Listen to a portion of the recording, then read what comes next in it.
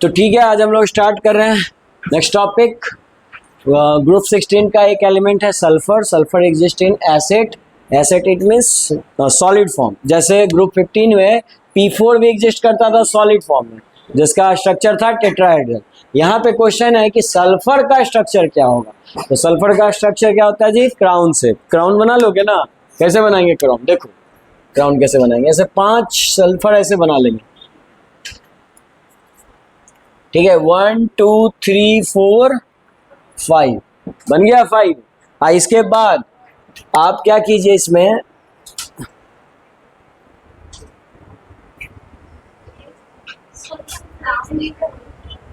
क्या तो क्या बोलते हैं? हाँ, ये कैसा दिख रहा है? क्राउन की तरह दिख रहा है ना? इसका शेप का नाम क्या है? क्राउन शेप, ठीक है। सल्फर का ऐसे भी क्राउन नहीं पहनते हैं तो चिंता मत करो, है ना? ठीक है, तो कुछ कुछ वैसा ही दिख रहा है क्राउन शेप की तरह, मतलब आप इसको थोड़ा सा और ऐसे कर सकते हो, ठीक है। चलो, तो ये है तुम्हारा एसिड। हर कॉर्नर यहाँ पे, हर पॉइंट किसको रिप्रेजेंट कर रहा है? सल्फर को। मतलब एक सल्फर कितने सल्फर से जुड़ा हुआ है? हर सल्फर 2 सल्फर एटम से जुड़ा हुआ है। ऐसे भी आप जानते हो उसका 2 बॉन्ड बनता है ना, 2 ही बॉन्ड बनाता है। सबका 2-2 बॉन्ड बना है कि नहीं बना है? तो ये स्ट्रक्चर सेटिस्फाई कर रहा है, अपने ऑक्टेट रूल को फॉलो कर रहा है और अपने आप को स्टेबल बना रहा है। तो एसिड इस तरह से एग्जिस्ट करता है। बोलो कोई दिक्कत? ठीक है, तो लिखिए यहाँ तक। और सुनिए, ये स्ट्रक्चर 2 मार्क्स में कभी कभी आ सकता है आपको एग्जाम में, लेकिन ऑब्जेक्टिव एक बड़ा कॉमन पूछता है। क्या पूछता है? Oxidation number of S8 is. ये पूछा हुआ क्वेश्चन है, जरा सोच के बताइए कितना होगा। देखिए, ऑक्सीडेशन नंबर हमेशा किसी भी एलिमेंट का या नेचुरल स्टेट में जैसे वो एग्जिस्ट करता है, हमेशा क्या आएगा? 0। जैसे हम पूछे सल्फर का, तो आप क्या बोलोगे कि सल्फर के अंदर प्रोटॉन भी 16, इलेक्ट्रॉन भी 16, माइनस प्लस किया तो 0। अब बोलो 8 सल्फर लिए तो 8 यहाँ भी मल्टीप्लाई करेंगे, यहाँ भी मल्टीप्लाई करेंगे, दोनों नंबर बराबर आएगा कि नहीं? यानी प्रोटॉन इलेक्ट्रॉन की संख्या हमेशा बराबर होगी, इसलिए एलिमेंट 0 होता है। ऑक्सीडेशन नंबर नेट चार्ज 0 होता है। यानी आप कह सकते हो कि भाई ये H2 हो, Cl2 हो, N2 हो, O2 हो, या फिर सिंगल एलिमेंट हो, सोडियम पोटेशियम वगैरह, वो तो आसानी से आप बता दोगे। इन सब का ऑक्सीडेशन नंबर क्या आने वाला है? 0। क्यों आने वाला है? क्योंकि सब में इलेक्ट्रॉन प्रोटॉन की संख्या बराबर होगी, यानी positive charge negative charge equal होगा। तो यही क्वेश्चन तुम्हारा बिहार बोर्ड में 2022 में पूछा ऑब्जेक्टिव, ठीक है। ऑप्शन में 0 भी आप बना लोगे, इन सब का भी बना लोगे ना, कोई दिक्कत नहीं ना। आप सोडियम पोटेशियम का पूछ दिया तो तब कितना होगा ऑक्सीडेशन? सोडियम पोटेशियम एल्युमिनियम, जल्दी बोलो। अगेन 0 होगा। मतलब चार्ज कब होता है? जब वो कंबाइंड होता है किसी अनदर एलिमेंट से कंपाउंड फॉर्म में, तब चार्ज होता है -1 +1। आ रहा बात समझ में? ठीक। तो ये इस तरह का 1 मार्क्स का क्वेश्चन आपसे पूछ सकता है। जैसे इस चैप्टर में ग्रुप 15 में पूछ सकता है, बताओ P4 का ऑक्सीडेशन नंबर क्या होगा? ये पूछ सकता है, 0 होगा। I2 का क्या होगा, है ना? ग्रुप 17 में हम आपसे पूछेंगे, बताइएगा, ठीक है। कोई दिक्कत इसमें किसी को? ठीक है, नहीं है तो फिर अगला बताओ। अगला पूछा कि ग्रुप 16 का, ये 2020 में पूछा है। ग्रुप 16 में बताइए ऑक्सीजन के अलावा दूसरा एलिमेंट कौन है? तो ये तो बड़ा सिंपल सा क्वेश्चन। ऑक्सीजन के बाद कौन है? सल्फर। कोई भी नाम दे सकते हो, Cat भी दे सकते हो, तो आप सल्फर बड़ा आसानी से दे सकते हो। तो ऐसे ऑप्शन में दिया है सल्फर, सोडियम, आयरन, नाइट्रोजन, एकदम बच्चे वाला क्वेश्चन पूछ दिया है ना। तो ये भी सब बिहार बोर्ड में इसी तरह के सवाल पूछे जाते हैं, आसानी पूछते हैं। जैसे कल एक क्वेश्चन कराया था ना जी, क्या पढ़ाया था? ऑक्सीजन का नेचर। ए बालक इधर देखो, है ना, क्या उसको देखते रहता है? इधर देखो, हाँ यहाँ देखो, ऑक्सीजन का नेचर क्या होता है? क्या होता है? पैरामैग्नेटिक। यही सवाल है, देखिए आपका 2021 में। Substance which exist in paramagnetic in nature, H2O, O2, NaCl, benzene, क्या होगा? फिर शुरू हो गया, क्या होगा? O2। आया बात समझ में? ठीक है, तो O2 आपका आंसर हो गया इसका। तो ये सबको लिखवाने की जरूरत नहीं ना है, ठीक है, आप बना लीजिएगा ऐसे क्वेश्चन। और 16 को क्या कहते हैं? कैलोजन फैमिली, ऑलरेडी आप कर ही चुके हो। आगे और भी क्वेश्चंस हैं जो इसी पे बेस्ड है, हम आगे करते हैं। फिलहाल आगे पढ़ते हैं। बताइए, इसके अलावा इसमें ऑक्सीडेशन नंबर निकालने आएगा, स्ट्रक्चर तुम्हें पता है। अब हम बात करते हैं हाइड्राइड्स ऑफ ग्रुप 16। इसमें ऑक्सीजन सल्फर, तो हाइड्राइड्स क्या आएगा फॉर्मूला बताइए? H2O, यही ना स्ट्रक्चर में भाई। हाइड्रोजन दो हाइड्रोजन की जरूरत होगी इसको बैलेंस करने के लिए, क्योंकि ये दो लोगों से बॉन्डिंग करके अपने आप को स्टेबल बनाता है। उसी तरह सल्फर भी कितने से बनाएगा? 2 से। फिर H2Te और H2Se, ऐसे ही 4 लाइन में आप लिखिएगा और इसके आगे का जगह छोड़ दीजिएगा। और यहाँ से इसकी कैरेक्टरिस्टिक डिस्कस करेंगे 1 by 1, जो पिछले चैप्टर्स में भी पढ़े थे ना। क्या क्या कैरेक्टरिस्टिक डिस्कस किए थे? उसमें पहला था बॉन्ड एंगल। तो आपको ये बताना है कि बताइए इन सब में सबसे ज्यादा बॉन्ड एंगल किसका? चलिए सोच के बताइए फिर।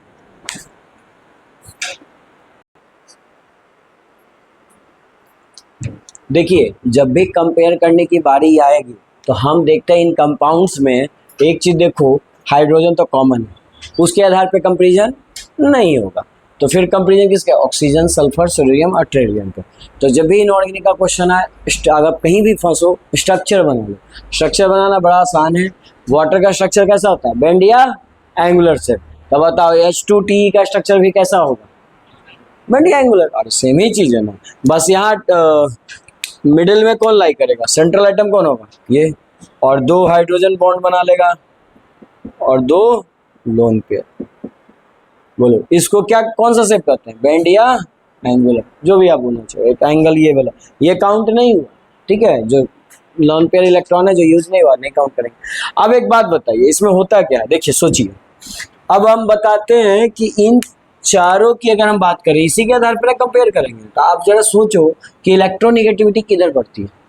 अब बोला था बॉन्ड एंगल और बेसिक स्ट्रेंथ, 2 बातें पे निर्भर करती है इलेक्ट्रोनिगेटिविटी। किसकी इलेक्ट्रॉनिक ज्यादा? ये तो पढ़े हो। ऑक्सीजन यानी ऊपर जाने पर इलेक्ट्रोनिगेटिविटी बढ़ेगी, मतलब ऑक्सीजन एटम की। अब ऑक्सीजन एटम की इलेक्ट्रोनिटी बढ़ेगी तो इलेक्ट्रॉन को खींचेगा अपनी तरफ सबसे ज्यादा। देखो, मतलब ज्यादा खींचने का मतलब ये थोड़ा बहुत खींचेगा, ये भी खींचेगा लेकिन थोड़ा, लेकिन ये बहुत ज्यादा खींचेगा। अगर इलेक्ट्रॉन को अपनी ओर ज्यादा खींचेगा, मतलब हम लिख रहे हैं इलेक्ट्रोनिगेटिविटी मोर, तो tendency two electron attract lone pair electron is more. तो बताओ इलेक्ट्रॉन डेंसिटी, इसके कारण क्या होगा? Electron density on oxygen atom, oxygen atom पे इलेक्ट्रॉन डेंसिटी बढ़ेगी या घटेगी? तो अगर इलेक्ट्रॉन डेंसिटी बढ़ गया तो रिपल्सन क्या होगा? बताओ, यहाँ ढेर सारा इलेक्ट्रॉन है तो रिपल्सन बढ़ जाएगा, रिपल्सन बढ़ जाएगा। अब अगर रिपल्सन बढ़ गया तो उसको कम करने के लिए आप क्या करोगे? दूरी बना लोगे ना। तो ये भी से ये देखो, बॉन्ड दोनों जो यहाँ था लीनियर आप बोल रहे थे, वो मुड़ के दूरी बना लिया और अपने आप को डिस्टेंस पे रखने लगा, जिसके कारण बॉन्ड एंगल क्या हो गया? बढ़ गया या घट गया? Bond angle increase. बोलो बात समझ में आता है? जैसे मान लो आपका कोई दुश्मन है और वो आपके बगल में बैठा हुआ है, आप कैसा फील करोगे? स्टेबल नहीं ना, बहुत कुछ मन करेगा उसका, लेकिन वो नहीं कर सकते हैं, है ना। तो फिर क्या करेंगे? एक ऑप्शन और है, उस जगह से उठ के चले जाएंगे, ठीक है। फिर आप स्टेबल फील करोगे कि नहीं करोगे? वो नहीं ना दिखेगा ना आपको, रिपल्सन होगा उससे, है ना, ना कुछ मन में ऐसा भी आएगा। तो देखिए, आपने डिस्टेंस बढ़ा लिया, इससे ये बॉन्ड भी अपने आप को समझदार है, इससे डिस्टेंस बढ़ा लेता है ताकि रिपल्सन कम से कम हो। अच्छा, रिपल्सन कम करने से फायदा क्या हुआ? मान लिया आप उस जगह से उठ के चले गए, तो फायदा क्या हुआ? स्टेबिलिटी बढ़ गई। अब कोई झगड़ा नहीं हुआ, कोई खून खराबा नहीं हुआ किसी का, ठीक है। सेम काम ये लोग भी अपना डिस्टेंस बढ़ा के स्टेबिलिटी को मोस्ट स्टेबल स्टेट में रखना चाहता है। अरे बात समझ में? सिमिलरली यहाँ पे इलेक्ट्रॉन डेंसिटी इसके कंपैरिजन में कम आएगा, क्योंकि इसकी इलेक्ट्रोनेगेटिविटी, बताओ इसकी इलेक्ट्रोनेगेटिविटी कम, तो electron density on central atom बताइए कम, electron density on central atom मतलब टी एटम डिक्रीज। अब बताओ तो रिपल्सन भी कम या ज्यादा? Repulsion decrease. अगर रिपल्सन डिक्रीज तो बॉन्ड एंगल ज्यादा दूर जाने की जरूरत है जी? नहीं, तो बॉन्ड एंगल कम हो जाएगा। बॉन्ड एंगल, बोलिए कोई दिक्कत? इसका मतलब क्या समझे कि बॉन्ड एंगल ऊपर की तरफ जाने पर बढ़ेगा। ठीक है, तो मेरा नेक्स्ट क्वेश्चन ये है आप लोगों के लिए कि ये 4 कंपाउंड दिख रहे हैं और ये सवाल पूछा गया एग्जाम्स में कि इनका bond and order decreasing order में लिखिए।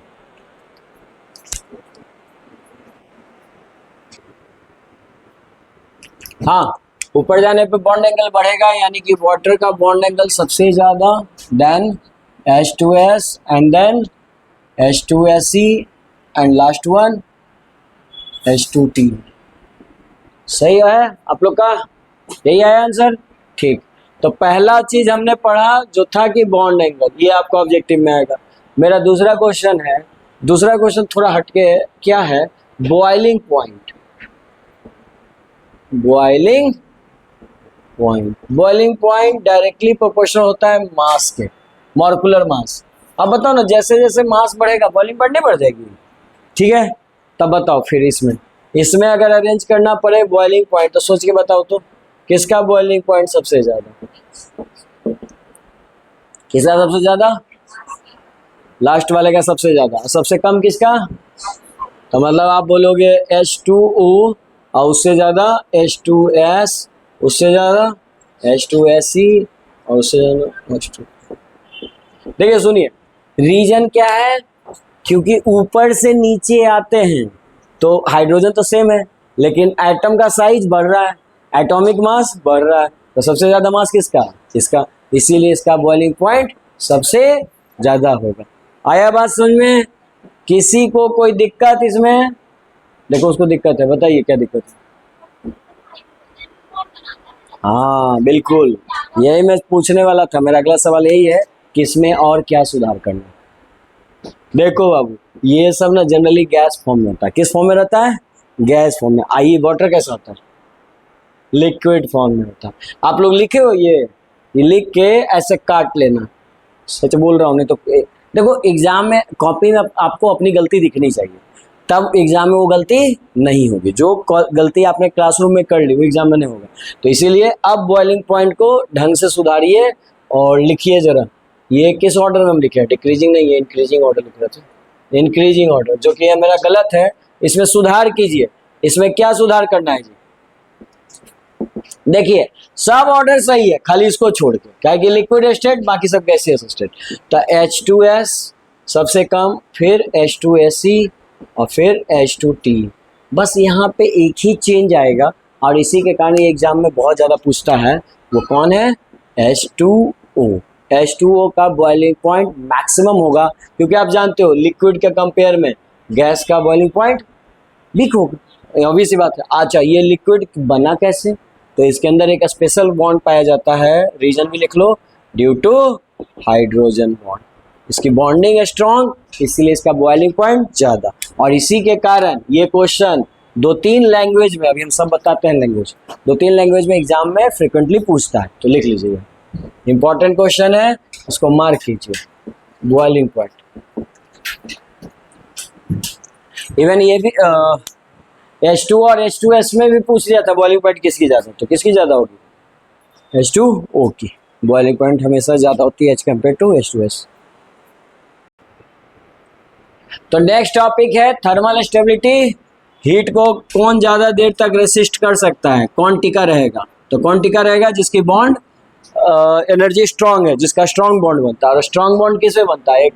इसमें एक स्पेशल काइंड ऑफ बॉन्ड बनता है जिसको बोलते हैं हाइड्रोजन बॉन्ड, और जिसके कारण ही ये लिक्विड स्टेट में एग्जिस्ट करता है। तो बताइए, लिक्विड तो हमेशा ये सब गैस है, तो गैस से ज़्यादा ही स्टेबल होगा। तो थर्मल स्टेबिलिटी किधर जाएगी?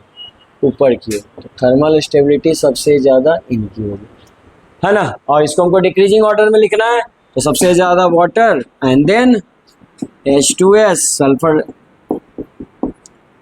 फिर H2TE, लास्ट में H2H, सबसे कम इसकी होगी। बोलिए कोई दिक्कत इसमें किसी को? बहुत सिंपल सा क्वेश्चन था ये, पूछे। अब अगला क्वेश्चन जो तुमसे पूछ सकता है कि बताइए रिड्यूसिंग नेचर किसका होगा? करवाए थे ना पिछले चैप्टर में, तो बताइए रिड्यूसिंग नेचर। रिड्यूसिंग मतलब समझते हो? वही रिड्यूसिंग एजेंट। रिड्यूसिंग एजेंट का मतलब एक और नाम है क्या? Reducing power.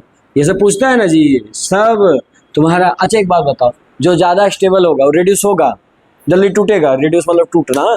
मान लीजिए पेन तोड़ दिए, क्योंकि ये पेन प्लास्टिक का है, ये पेन लोहे का होता है, टूटेगा हाथ से? नहीं टूटेगा, क्योंकि उसका अट्रैक्शन फोर्स ज्यादा है। इसका मतलब आपको पहले भी बताए थे 15 में कि reducing nature inversely proportional to stability. इसका मतलब या थर्मल स्टेबिलिटी, बात एक ही। तो बताइए रिड्यूसिंग नेचर किधर जाएगा? डाउन द ग्रुप, ये हो जाएगा रिड्यूसिंग नेचर।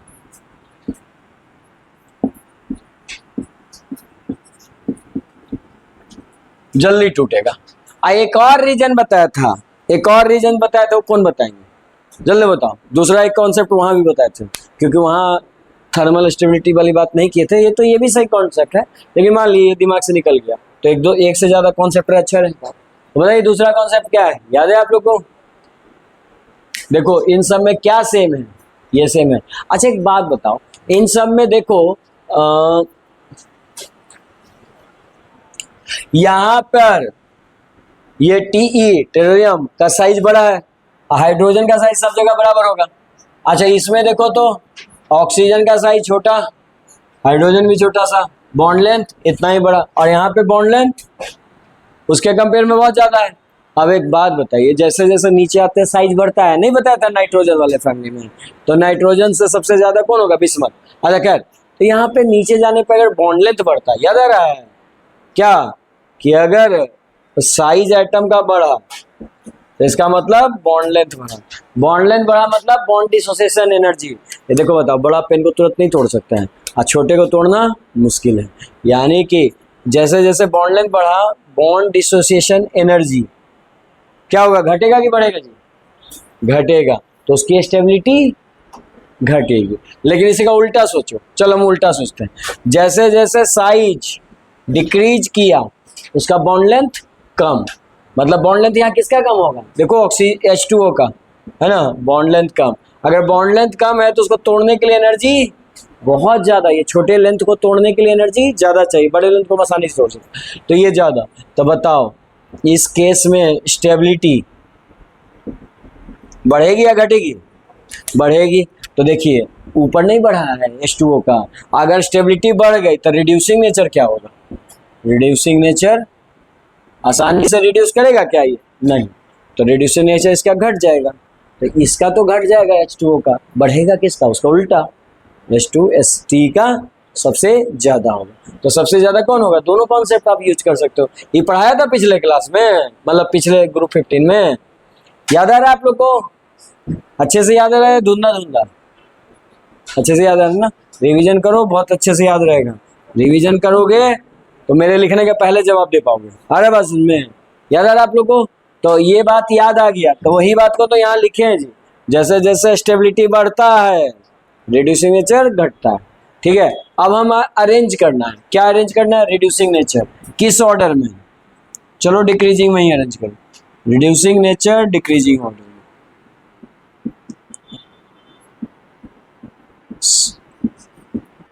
चलिए जल्दी से अरेंज कीजिए।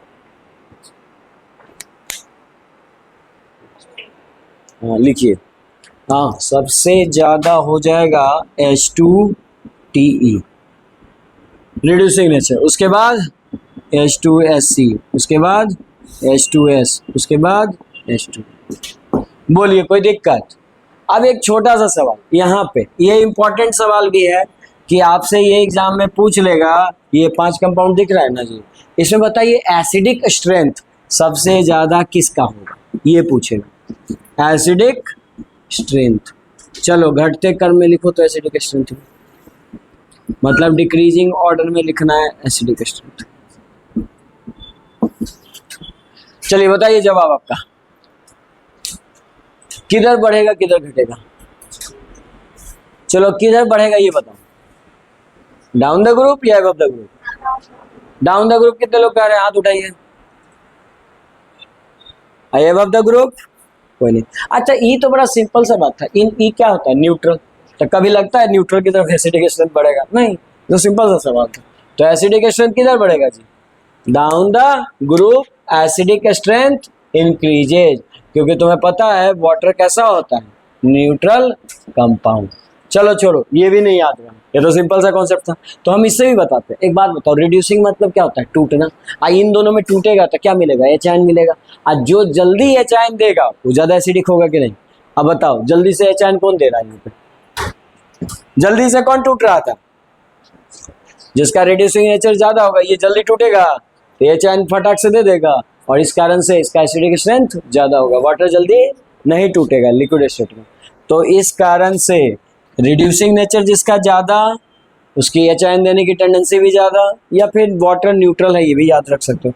तो फिर से आंसर क्या हो जाएगा, वही down the group H2TE H2SE फिर H2S and last one water. आप चाहो तो यहाँ समझने के लिए लिख सकते हो कि वाटर चूंकि न्यूट्रल है तो कभी पहले नहीं आएगा, मतलब उस डायरेक्शन में तो कभी जाएगा ही, ऊपर तो कभी जाने वाला नहीं। ठीक है, ये छोटा सा ऑब्जेक्टिव समझ में आया, किसी को कोई दिक्कत इसमें नहीं ना?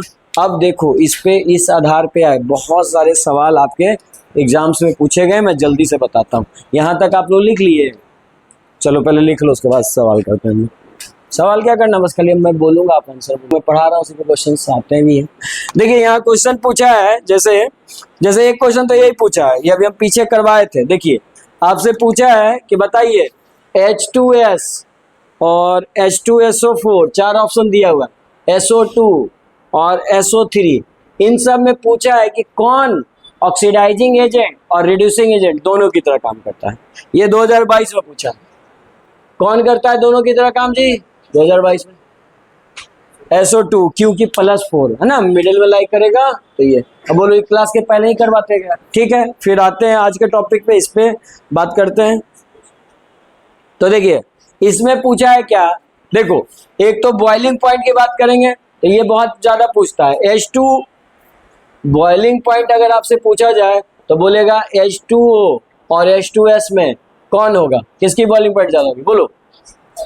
H2O की। ये सब लिखने की जरूरत नहीं है, ऑलरेडी किया हुआ है कॉपी में, सब पहले दिखा रहे हैं कि कहाँ पे आ रहा है ये क्वेश्चन, ये सब पूछे हुए क्वेश्चन से। आज आगे बात करते हैं। अब इसी को दूसरे लैंग्वेज में कैसे पूछा, सीबीएसई बोर्ड में जब ये पूछा जाता था बहुत ज्यादा ही सवाल पूछता था, लेकिन हम मार्क नहीं करा रहे क्योंकि नहीं आता सीबीएसई में। ठीक है, तो इसमें पूछा जाता था क्या, लीस्ट वोलेटाइल। वोलेटाइल मतलब समझते हो ना, जो वेपर में चेंज हो जाए। तो बताओ इन दोनों में यही पूछा है सवाल, इसमें इन चारों में, चारों नाम दिया हुआ ABCD, इसमें लीस्ट वोलेटाइल सबसे कम कौन होगा, H2O सबसे लीस्ट वोलेटाइल होगा कि नहीं, क्योंकि इसका फोर्स ऑफ अट्रैक्शन बहुत ज्यादा है, इसको गर्म करोगे तो जल्दी गर्म होगा नहीं, बॉन्ड नहीं टूटेगा, तो इसको तोड़ने के लिए ज्यादा एनर्जी चाहिए, इसलिए लीस्ट वोलेटाइल। तो यही सब पूछता था वहां question, why H2O is least volatile, तो उसका रीजन दोगे due to formation of hydrogen bond.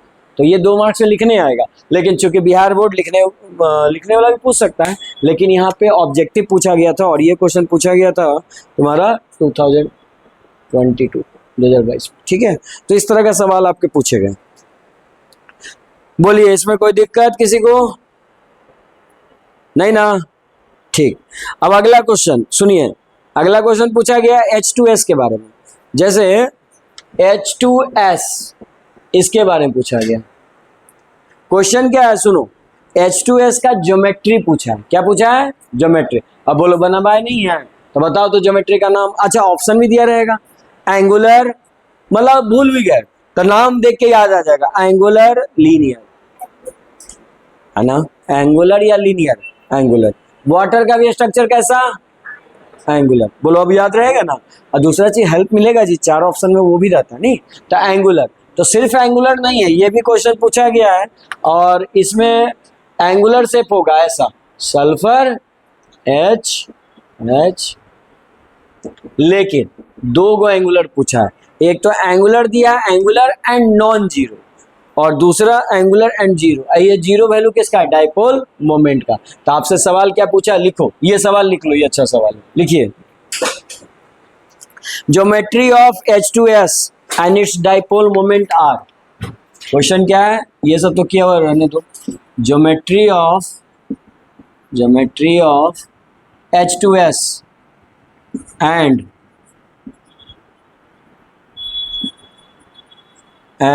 dipole and its dipole moment are।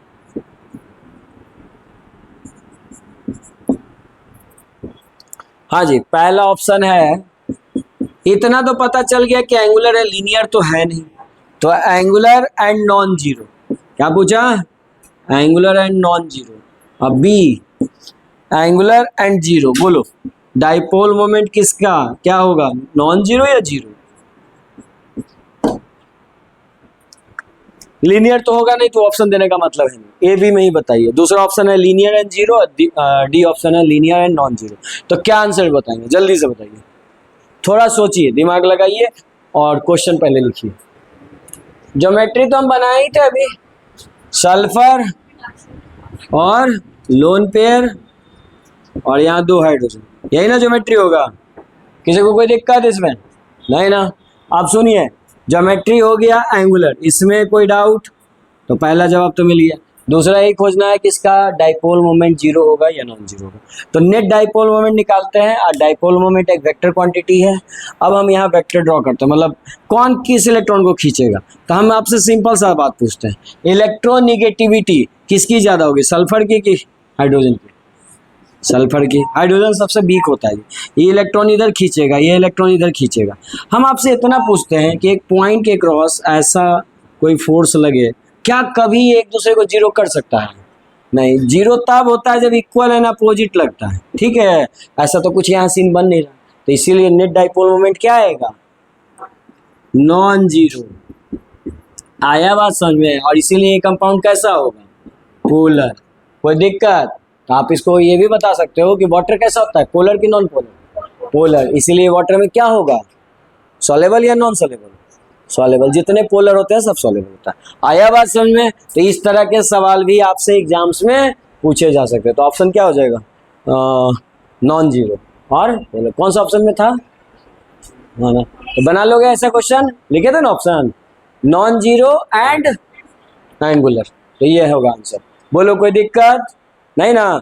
अब हम तुमसे पूछे कि बताओ जरा कार्बन डाइऑक्साइड के बारे में सोच के, कार्बन डाइऑक्साइड क्या होगा, पोलर की नॉन पोलर? सबसे पहले इसका स्ट्रक्चर बनाएंगे, याद आया स्ट्रक्चर? कार्बन डाइऑक्साइड ऐसा लीनियर स्ट्रक्चर बनता है। तो बताओ इलेक्ट्रोनिगेटिविटी किसकी ज्यादा, कार्बन की कि ऑक्सीजन की? ऑक्सीजन की ज्यादा। इलेक्ट्रॉन कौन खींचेगा इन दोनों में, ये खींचेगा। इधर कौन खींचेगा, ये खींचेगा। एक पॉइंट के across equal and opposite force लग रहा है, तो क्या होगा, जीरो होगा कि नहीं? तो नेट डाइपोल मोमेंट क्या आ गया इस केस में, जीरो। तो इसीलिए कंपाउंड कैसा हो जाएगा, तो क्या ये वाटर में सॉल्युबल होगा? आपको पता है कार्बन डाइऑक्साइड वाटर में सॉल्युबल नहीं होता है, मतलब कि इनसॉल्युबल लिख लो, इनसॉल्युबल इन वाटर। तो आप बोलोगे कोल्ड ड्रिंक्स में तो सॉल्युबल होता है कि नहीं? नहीं होता है। तो फिर कैसे कोल्ड ड्रिंक्स में सॉल्युबल किया जाता है, हाई प्रेशर पे उस कैप को बंद कर दिया जाता है, जबरदस्ती उसको बंद किया जाता है। जैसे ही आप कैप ओपन करो वो गैस CO2 बहुत ही फिशिंग साउंड के साथ बाहर निकलती है, आया है ना। यानी कि कोल्ड ड्रिंक्स में वो रुकना नहीं चाहता, तो जबरदस्ती उसको बंद कर दिया गया, तो वो सॉल्युबिलिटी नहीं कहलाता। सॉल्युबिलिटी का मतलब होता है जैसे शुगर उसमें मिक्स किए, आराम से उसमें मिक्स भी हो गया और उसे बाहर जाने की जिद भी नहीं करता है क्या? नहीं, उसी में रहता है ना। ठीक, तो ये हो गया इनसॉल्युबल। कोई दिक्कत किसी को? नहीं ना।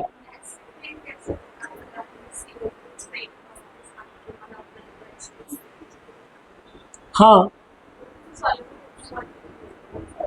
नहीं वहां रिएक्शन हुआ है,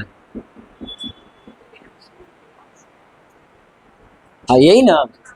हाँ, तो H2CO3 बना, तो वो तो रिएक्शन है, यहाँ पे सॉल्युबिलिटी वाली बात नहीं है, वो मिक्सचर होगा। रिएक्शन और मिक्सचर में तो अंतर है ना।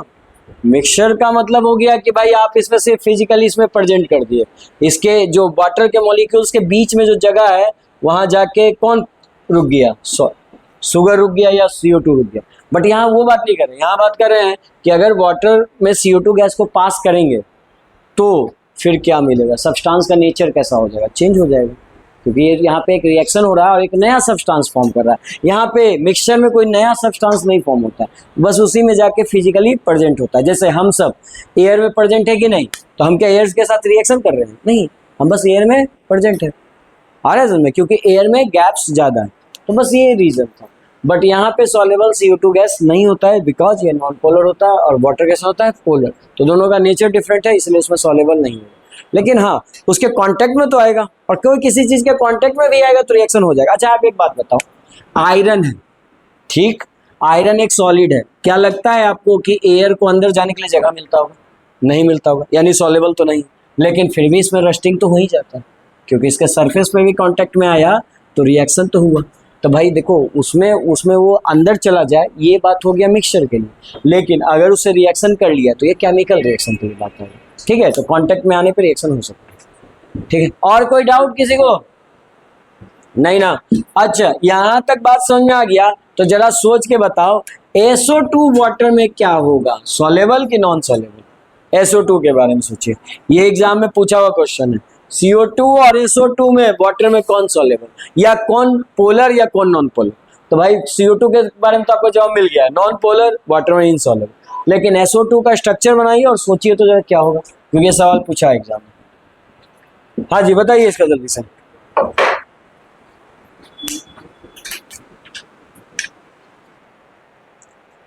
देखिए, सिंपल सी बात है, ये है SO2 का तो कल ही बताया था नहीं? हाँ, ये तो इसीलिए तुम लोग बना लिए ना, ठीक है। ऐसे 11 में बताया, वो तो भूल गए होंगे में, खैर कोई बात नहीं। यहाँ पे देखिए, इसको काउंट नहीं करना है, ये कैसा बना, एंगुलर या बेंड से कहते हैं, बेंड भी कहते हैं क्योंकि मुड़ा हुआ है, चलो कोई बात नहीं। अब बताओ, सल्फर और ऑक्सीजन में किसकी इलेक्ट्रॉनिटी ज्यादा? ऑक्सीजन की। इलेक्ट्रॉन कौन खींचेगा? इधर। अच्छा, ऐसा कभी भी खींचे, कभी जीरो हो सकता है, उसको अपोजिट में कौन बैलेंस करा? कोई नहीं, ये तो साफ साफ दिख रहा है, यानी कि नेट डाइपोल मोमेंट क्या आएगा बाबू? वो इधर जा रहा है, वो इधर जा रहा है, रिजल्टेंट इधर चला जाएगा, कभी जीरो होगा? नहीं, तो ये नॉट इक्वल टू जीरो। तो ये सब्सटेंस कैसा, पोलर कि नॉन पोलर? पोलर। तो पोलर होगा तो क्या बनेगा ये? सॉल्युबल। किसमें? इन वाटर में। मतलब समझे, सल्फर डाइऑक्साइड गैस और कार्बन डाइऑक्साइड गैस में सॉल्युबल कौन होता है? Sulphur dioxide. Sulphur dioxide soluble होता है वाटर में, वो मिक्स हो जाएगा वाटर में। यहाँ हम रिएक्शन की नहीं बात कर रहे हैं, यहाँ कर रहे हैं मिक्स हो जाएगा वाटर में। आ रहा बात समझ में? कोई दिक्कत किसी को इसमें? ठीक है, तो ये आपका वाटर सॉल्युबल होता है, ठीक है। अब देखिए, इसी में और जो क्वेश्चंस पूछे गए वो कुछ क्वेश्चंस और देखते हैं। जैसे आपसे पूछा गया है H2SO4, क्या पूछा गया है? H2SO4 बताओ, एसिड है कि बेस? सबको पता है एसिड है ना, और बहुत ही स्ट्रॉन्ग एसिड है। क्यों? क्योंकि आज बताए थे, बोलो, मैक्सिमम ऑक्सीडेशन स्टेट है। अरे भाई, +6 चार्ज है, इसके आसपास में कोई इलेक्ट्रॉन गुजरेगा भी ना 1 किलोमीटर दूर से खींच लेगा। क्यों? क्योंकि इसमें पॉजिटिव चार्ज ज़्यादा है, ज़्यादा अट्रैक्शन नहीं होगा। आया बात समझ में? लेकिन आपसे सवाल क्या पूछा है यहाँ पे बिहार बोर्ड कि जो सल्फ्यूरिक एसिड है वो बताइए कैसा एसिड है, ये 2019 में पूछा है। अब बताओ, पिछले चैप्टर में ये वाला बात बताए थे, H3PO4, H3PO3, H3PO2 नहीं बताए थे जी? ये कैसा एसिड था? ट्राई, है ना, बेसिसिटी 3 था, ट्राई, क्योंकि 3 गो H आयन देगा और ये 2 गो, तो ये डाई और ये मोनो। अब यहाँ के बारे में पूछा है कि सल्फ्यूरिक एसिड कैसा एसिड है? Di basic acid, mono basic acid, mono acidic base, di acidic base. तो आपका जवाब क्या है? डाई बेसिक एसिड, है ना। ये कैसा एसिड होगा जी? अब भाई ये तो सिंपल सी बात है, कितना प्रोटॉन डोनेट करता है बोलो? 2H+ और SO4 2-। देखो, 2 डोनेट किया तो ये डाई बेसिक एसिड निकलेगा, डाई एसिड, डाई।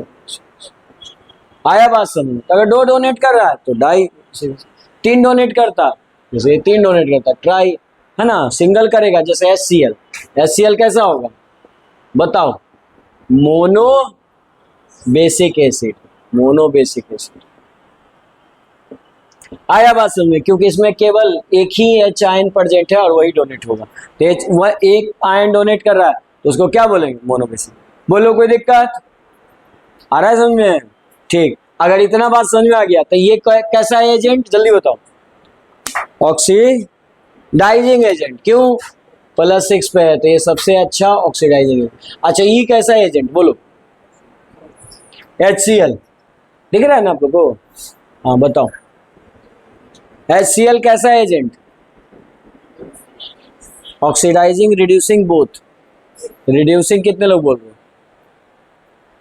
ठीक, बाकी लोग जल्दी बताइए। अच्छा सोचो तुम, लिखो पहले लिखो, इतना बार बार रोज रोज एक ही क्वेश्चन कराएंगे। चलिए यहाँ पे देखिए क्या बात की है जी, ये आपका कैसा एसिड? मोनोबेसिक, क्योंकि डोनर कितने डोनेट करेंगे? Donor of 1 proton, 1 H ion, H ion एक ही डोनेट करेंगे, कोई दिक्कत नहीं। अच्छा जब तुमसे पूछा कि एजेंट कैसा था, सबसे पहले हाइड्रोजन से कोई मतलब है? हाइड्रोजन का बदलता है, हमेशा 1 रहता है, तो किसका सोचेंगे? क्लोरीन। क्लोरीन मिनिमम पे है कि मैक्सिमम पे है? मिनिमम पे। क्लोरीन का -1 तक जाएगा, क्योंकि क्लोरीन ग्रुप किस 17 का एलिमेंट है? 17 का, तो एक ही इलेक्ट्रॉन गेन करेगा। तो यहां पर इसका बिहेवियर क्या होगा बोलो? Reducing agent. कोई दिक्कत किसी को इसमें? ये समझ में आया? तो इस तरह के क्वेश्चंस बन जाएंगे ना। HCl का नेचर क्या होगा, एसिड क्या होगा। जैसे H3PO4 ये कितने डोनेट करते हैं बताइए? डोनर ऑफ 3H+ आयन, इसीलिए कैसा एसिड? Try basic. और ये हमने बताया भी था कि ये तुम्हारा बेसिसिटी 3 होती है इसकी, है ना। तो बेसिसिटी 3 होने के बाद ट्राई बेसिक एसिड में भी कंसीडर करते हैं। तो ये पिछले क्लास में पढ़े थे ना जी, कोई दिक्कत किसी को? अच्छा ये कैसा एजेंट बताओ? ये एजेंट कैसा, इधर बगल में बताते चलो एजेंट। ये था ऑक्सीडाइजिंग एजेंट। ये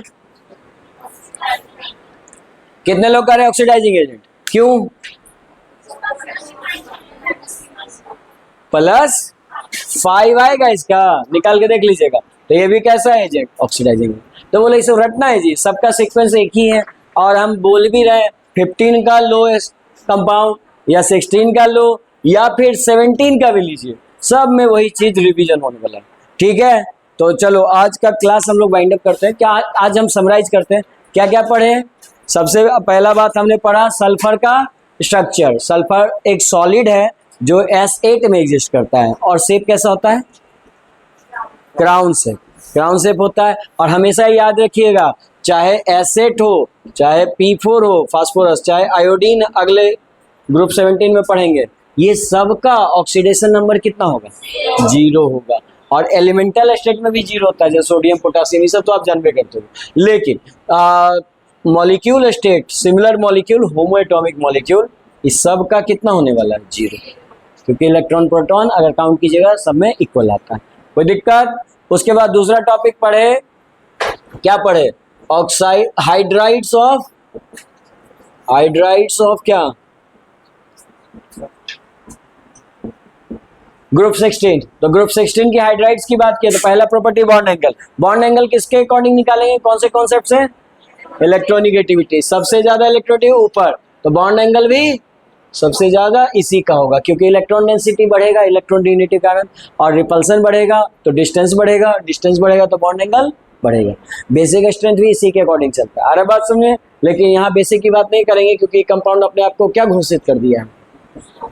न्यूट्रल कर दिया है। ठीक है, किसी को कोई दिक्कत इसमें? वाटर के बारे में सब जानते हो। उसके बाद नेक्स्ट इसमें और क्या पढ़े थे? Bond angle. तो bond angle boiling point. Boiling point सबसे ज्यादा किसका? H2O का, क्योंकि ये लिक्विड स्टेट में होता है। ये लिक्विड क्यों होता है? बाकी सब गैस होता है। हाइड्रोजन बॉन्ड बनता है, तो बॉइलिंग पॉइंट सबसे ज्यादा किसकी होगी? H2O की। वोलाटाइल सबसे ज्यादा, सबसे कम कौन होगा? H2O। लिस्ट वोलाटाइल, है ना, ये सब पूछ सकता है करके। ठीक है, तो ये इस तरह का सवाल आपको ऑब्जेक्टिव में देखा गया मिल सकता है। उसके बाद नेक्स्ट प्रॉपर्टी क्या बात किए थे? Thermal stability. किधर बढ़ेगा? अपवर्ड थर्मल स्टेबिलिटी बढ़ेगा, हाँ बिल्कुल सही बात है, स्टेबिलिटी ज़्यादा होगा। और रिड्यूसिंग नेचर किधर बढ़ेगा, डाउनवर्ड। तो सबसे ज़्यादा रिड्यूसिंग ये, तो सबसे ज़्यादा एसिडिक भी यही है ना, एसिडिक भी होगा। दूसरी बात, तुम इसको चाहो तो साइज बढ़ने से क्या होता है, बॉन्ड एंगल जल्दी टूटता है, तो स्टेबिलिटी कम हो जाती है, रिड्यूसिंग नेचर बढ़ जाता है। आ रहा है बात समझ में, कोई दिक्कत? इसके बाद हमने आज क्या पढ़ा जी, इसके बाद क्या पढ़े, हाँ क्या, ये कुछ क्वेश्चंस किए थे इस पे बेस्ड जो हम लोग बात कर रहे थे, और उसमें भी हम बात कर रहे थे स्ट्रक्चर्स की। तो स्ट्रक्चर्स की अगर बात करो तो आपको याद होगा कि इनका स्ट्रक्चर कैसा बनता है, सबका एक ही जैसा बनेगा, क्या होगा, एंगुलर या बेंड। ये कितने लोन पेयर होंगे इसमें, 2 होंगे, है ना। चाहे आप वाटर का बना लो तो ऐसा बनता है, 2 लोन पेयर और 2 को बॉन्ड बना, ठीक है। इसी को बोलते हैं एंगुलर या बेंड शेप। इसका एंगुलर शेप होता है लेकिन डाइपोल मोमेंट कितना होता है, नॉन जीरो। अगर dipole moment not equal to zero यानी नॉन जीरो है, इसलिए पोलर होंगे और वाटर में सॉल्युबल होंगे। तो कभी कभी आपसे ऐसा भी सवाल पूछ लेगा कि इनमें से बताइए कौन पोलर है। देखिए 2023 में बिहार बोर्ड में यही सवाल पूछा कि इनमें से कौन सब्सटेंस पोलर है। चलिए जल्दी से बताइए आंसर, कौन सा सब्सटेंस पोलर है। SO2, अरे खाली आंसर देखना है क्योंकि आपको एक किया हुआ है, SO2 B, SO3 C, BF3, और बताइए आंसर, आज ही तो किए हैं जी, CO2 SO2 अभी तो किए हैं क्लास में। देखो SO2 क्या होता है, पोलर, क्योंकि वाटर में सॉल्युबल था। SO3 सॉल्युबल नहीं होगा। अच्छा CO2 को तो पढ़ा ही है, BF3 भी नहीं होगा, ठीक है। तो कल समरी कॉपी लेके आइएगा, कल हम लोग समरी लिख लेंगे।